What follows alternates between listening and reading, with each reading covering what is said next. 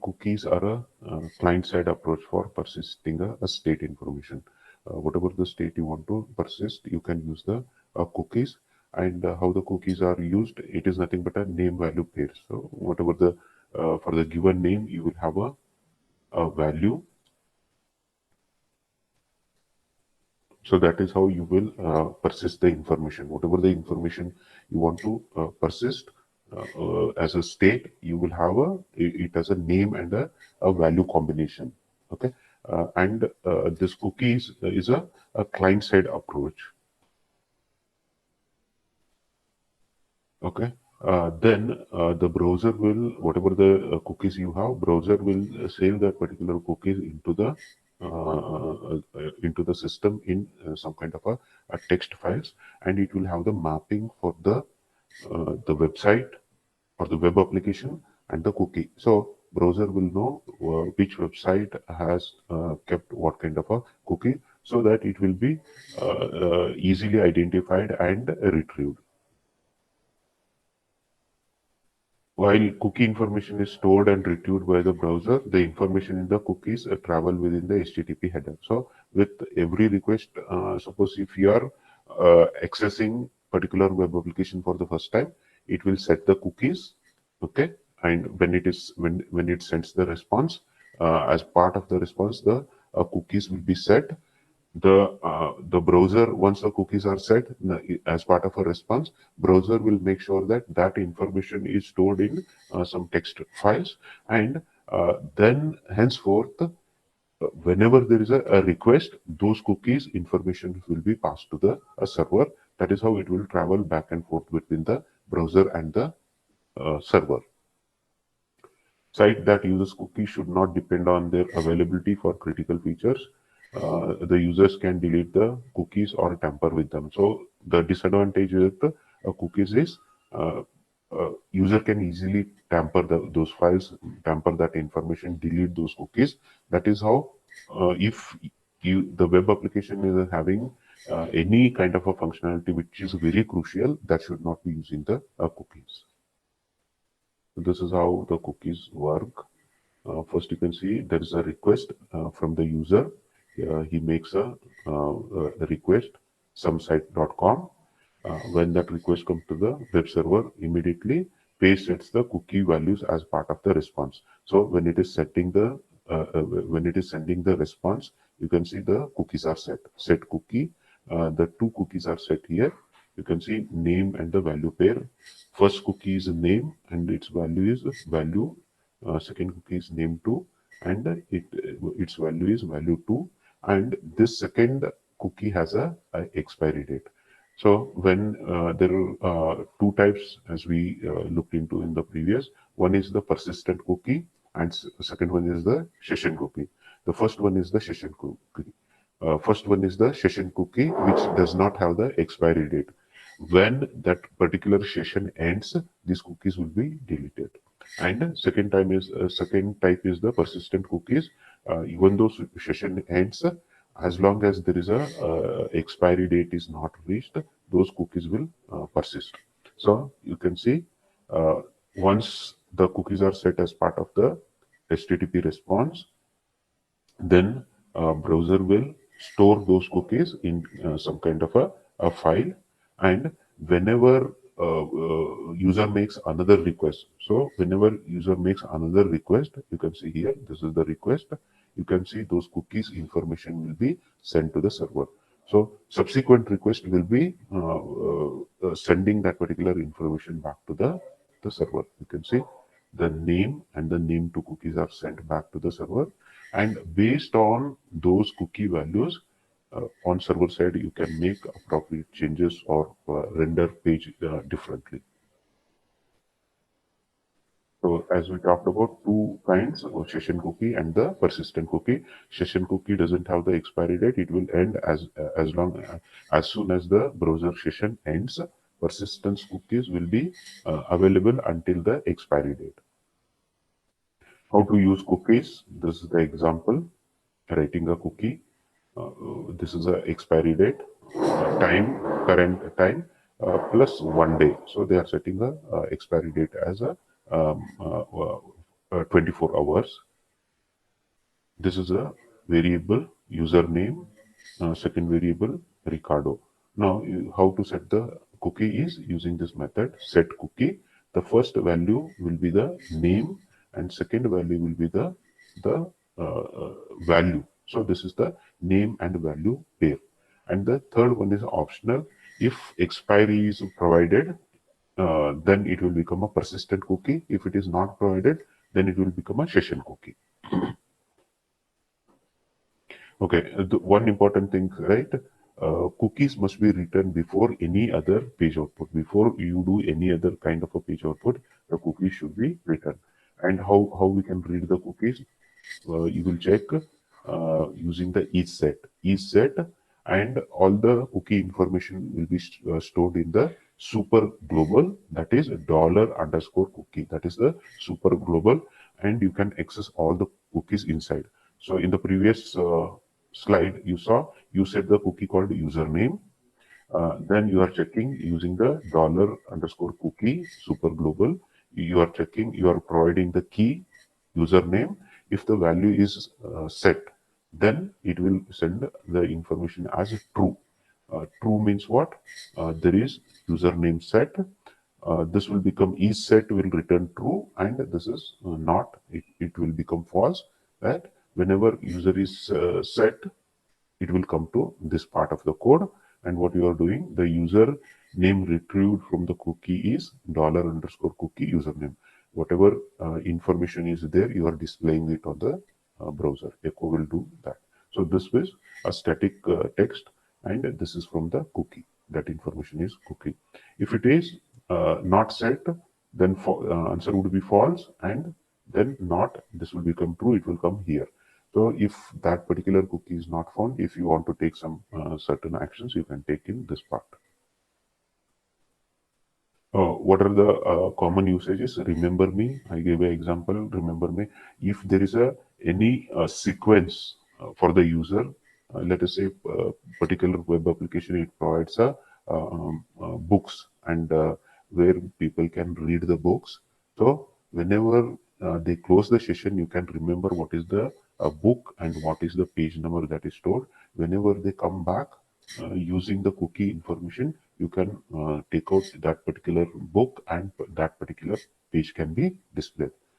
Store user preferences. If user has any kind of a preferences, that can be stored, and also for tracking any kind of a browsing behavior, whatever the browsing behavior, you can track using these kind of a cookies. Next one is the serialization. Okay. First is, what is serialization? Serialization is a process of converting object or any kind of a data into binary format, that is zeros and ones. Okay. Serialization is the process of taking a complicated object. Not only object, you can take arrays and other data types, and reducing it down to zeros and ones, either for the storage purpose or the transmission purpose. So this is how we can store the objects, okay, that can be saved using this serialization, or if you want to transmit that particular object to some other location, you can use it for the transmission. So in case of a PHP, this is the method that is used, serialize function. So it can be used to reduce any object into an binary string. Serialize is the method. Once you convert any object into zeros and ones, once you do the serialization, the reverse means from that binary data, zeros and ones data, you can convert back into an object. So that can be done using the unserialized method. So in PHP, objects can be easily reduced down to binary string using the serialized method, serialized function. The string can be reconstituted back into the object using the unserialized. So serialized will convert an object into binary string, and unserialized will convert that binary string into an object. And this is the interface we have. Interface serializable. Whichever object you want to serialize, it has to implement this particular interface. So this interface, the name is serializable, and it has two methods. One is serialize and another is serialize, and this serialize will take a parameter as the string, particular string, which will be converted to the object. Both are public methods, and whichever object is implementing this particular interface, that is serializable, must provide the implementation for the serialize. So you don't see the interfaces doesn't provide the implementation. Interfaces provide just the what type of a function declaration. It will not provide any kind of a implementation. Implementation has to be performed by the object which is implementing this particular interface. So object will provide a implementation for serialize as well as unserialized. Okay, this is the serialization and deserialization. If you remember the classes, artist, sculpture, and the painting, this is the dollar Picasso is the object of class artist. Dollar Chicago is the object of the class sculpture, and uh, this is dollar Guernica is the object of type of class painting. So these are the objects, and in this particular object, you can see these are the attributes and these are the values. First name is set to Pablo, last name, birth date is given, birth city, the death date, all those information is there.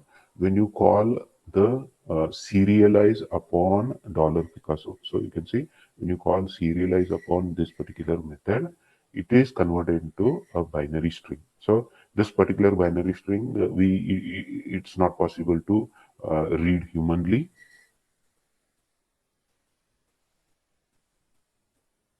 Okay, this is how it will look like. And on this particular serialized data, when you call unserialize, it will convert it back into an object. And this is the implementation. You can see, if you remember, we had used the artist class. Now we want to make the objects of type artist to be serialized. So we want to make it as a serialize for a storage purpose or for the purpose of the transmission. So if you want to make the artist class serializable, then it must implement the serializable interface. So how to do that? Class artist implements serializable, and inside this class, you can see there are two methods that are implemented. Okay, implement the serializable interface method. Public function serialize. Okay, inside the serialize, what you are going to call? You are going to call the PHP built-in function. So we have the PHP built-in function called serialize. That is what is going to be used to convert it into a binary string. So this is inside, this is the public function serialize method. So this starts here and it ends here, and inside we have only one statement. What is that? Return statement. So it will return, what it will return? A serialize. Okay, serialize, and we are passing a parameter as an, this is serialize, this is open bracket, this is closing bracket. Inside we are having an array, we are passing an array to that serialize PHP built-in method. Excuse me. So what is the array? Excuse me. Array has 1, 2, 3, 4, 5, 6, 7 elements are there, and we are sending a name and a value pair. So this is the name. This is nothing but the attribute earliest, and this is the arrow operator. So it, this key maps to self colon colon dollar earliest date. So dollar earliest date is the value, and I told you when we use the self, when certain member of the class is static, then we access those values using the self colon colon and dollar earliest date.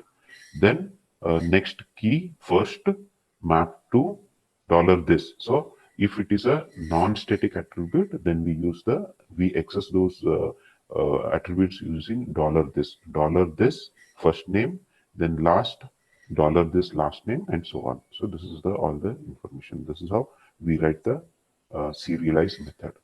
And next one is the unserialized public function unserialized dollar data. So that dollar data, that particular, once you serialize it, you will get a binary string. You call the unserialized method with that particular binary string that will be passed as a parameter. This is the opening of the function and this is the closing of the function. Dollar data is equal to unserialized dollar data. So this particular binary string is converted back into the object. Unserialized will convert it into an object of class artist, and the reference will be stored in the dollar data. So once you have the object, then you can access all the values using the keys. So you can see here self colon colon dollar earliest date is equal to dollar data, and the key would be earliest. You can see the key is the earliest. So whatever value is stored in that particular earliest date, that is stored back into this particular attribute. Then similarly, dollar this first name is set to dollar data first. Okay, what is the first name? Earlier example, Pablo.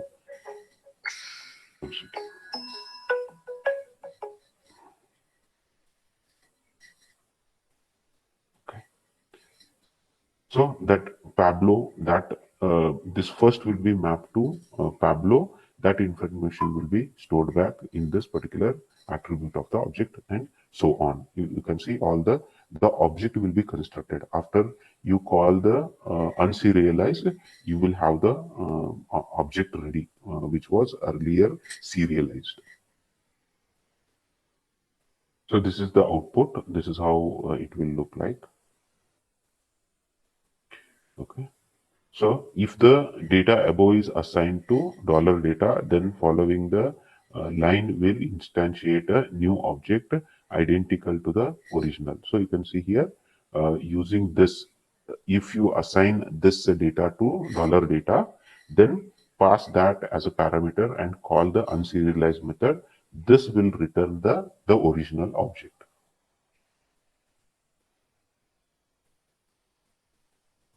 Okay, since each request from the user requires an object to be reconstituted, using serialization to store and retrieve objects can be a rapid way to maintain the state between the requests. So this is same. Earlier we had the problem of the state, right? Maintaining the state. So this particular serialization and deserialization, this can be used to maintain the state. At the end of the request, you store the state in a serialized form, and then next request would begin deserializing it to re-establish the previous state. So whenever there is a request, at the end of the request, you can serialize, and whenever there is a next request, you can deserialize and you can come back to the previous state. What was the previous state, and whatever the action you want to take, you can take according to that. Next is the session state. So this is the example of maintaining the session. Session state is a server-side solution. Cookies was a client-side solution to maintain the state. Session state is it is on the server side. We can maintain the state. So you can see here example. We have three different users: user session X, user session Y, user session Z. That request is coming to the web server. Then on the server memory, right? we can have those as a user session. Okay, how to have that user session? Whatever is the state, it is serialized. Okay, once it is serialized, it can be stored in a disk as a serialized file. Okay, whenever you get that request from the particular session ID, you can map it to the session ID and retrieve the, you can deserialize the file. Okay, if request comes from the, let's say user session X, you will map the session ID and it will map to the serialized file. Then you can deserialize this file. So once you do the deserialize, you will get the original state back. So that state can be utilized for the processing. All modern web development environments provide some type of a session state mechanism. Okay, and session state is a server based state mechanism that lets web application store and retrieve objects of any type of each unique user session. So whatever is the unique user session, you can convert that into an particular object state into an serialized file, and whenever you get a request from the same session ID, you can retrieve back the state by the deserialization. Session state is ideal for storing more complex objects or data structure that are associated with the user session, because serialization can be done on the objects.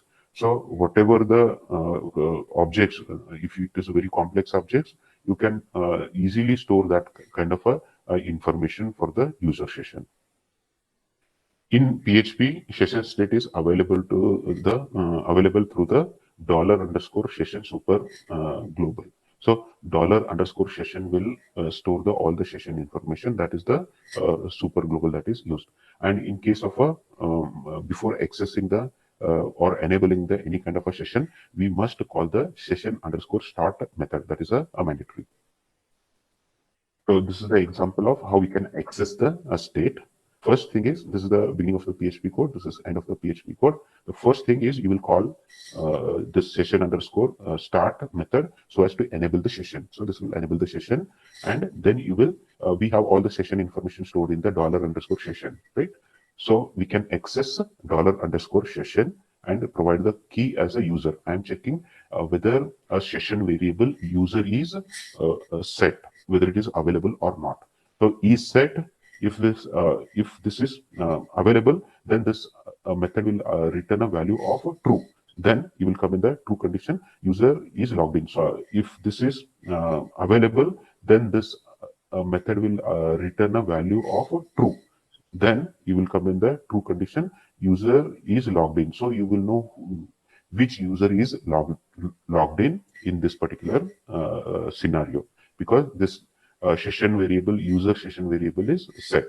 If it is not set, then you will come to the else session where user is not logged in. Maybe it is a guest user. So we saw how we can access the state.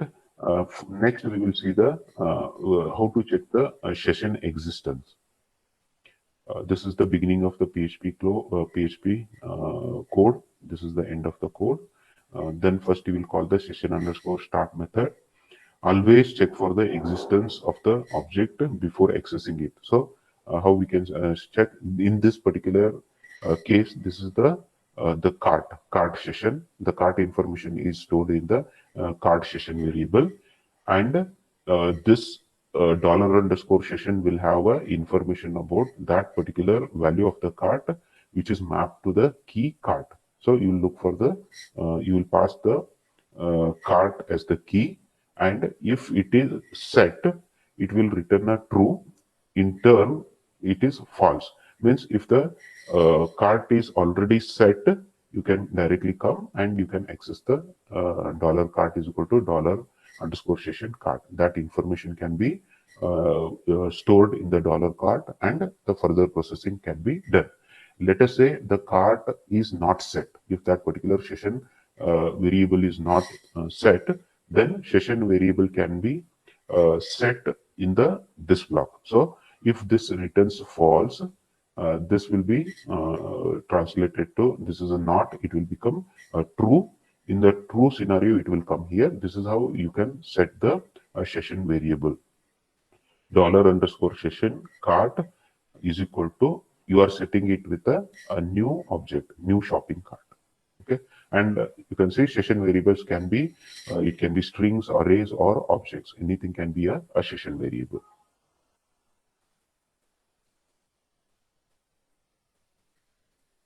Okay, this is the how the session information is stored and accessed. Session in PHP are identified by unique 32-byte session ID. So we will have a session ID.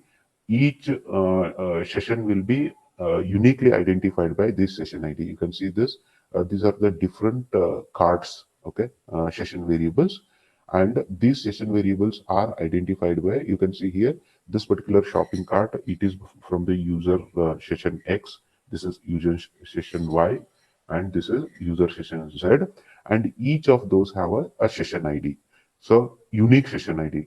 So based on the user request, for particular example, here we have a session from the this particular user X, and when he makes any kind of a request on this particular host, the session ID, that particular cookie will be sent here. On the server side, it will be mapped. It will check with the session ID of the various session variables.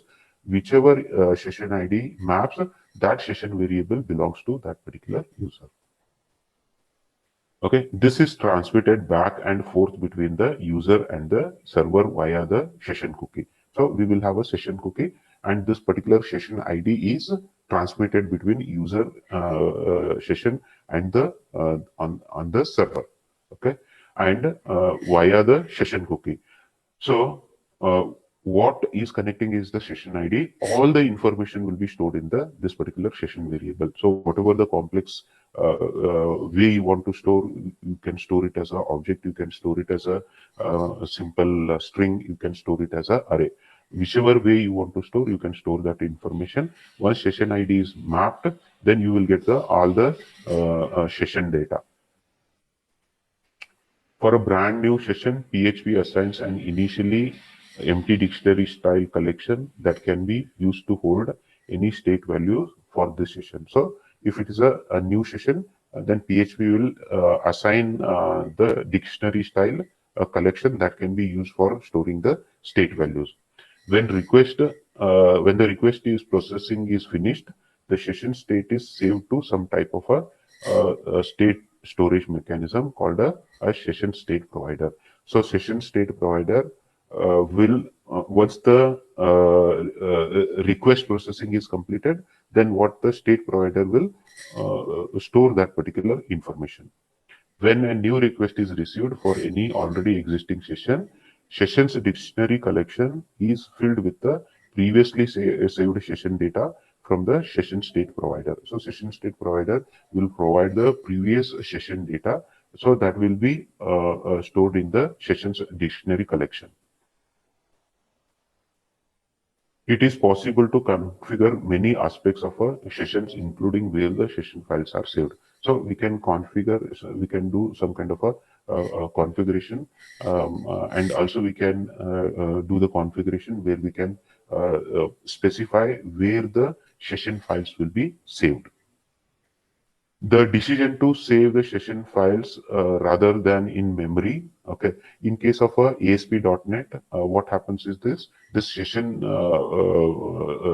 variables are stored in the memory. So it is on memory. Always it is on memory. In case this particular case, we are saving it onto the file. Okay. So rather than in-memory address, the issue of memory usage that can occur on shared hosts as well as the persistence between the restarts. So unlike ASP.NET, it is not on the memory. So this actually helps with solving two kinds of problems. One is all this is a shared memory. And if there are too many requests, since we are sharing the memory, it can cause a problem. And also, if there is any restart, whenever there is a restart, whatever is on the memory is lost. In this particular case, if it is stored in the file, even if it is a restart, it will retrieve from the file. Inexpensive web hosts may sometimes stuff hundreds or even thousands of sites on each machine. So this is how the problem will occur. Server memory may be storing not only the session information, but also pages being executed and caching information. So server memory is not only storing this session information, also we have the pages being executed and some other kind of a caching information and some other processes might be running. So server memory will be utilized by many resources. That is how saving it in a file is more useful than keeping it in the memory. So this is the server memory. You can see other Linux processes. This is like all the Apache PHP threads. You can see these are the sessions the related to this particular site AAA. This is the information session information for triple B. This is the session information for triple C. Higher volume web applications often run in an environment in which multiple web servers, also called web farms, are servicing requests. So whenever we have a high volume high volume web application meaning what? There are a lot of users for that particular application. Normally, for example, the sites like Google and all those sites where there is a lot of users of those applications, normally they use the web form. What is a web form? It is the requests are not catered by only one web server. There will be multiple web servers, and the request will be routed to the different servers. Okay, based on the load, we will have the load balancer. Load balancer will look into where this request should be routed. So what happens is a user session making first request will be catered by one web server, and the next request might go to the another web server.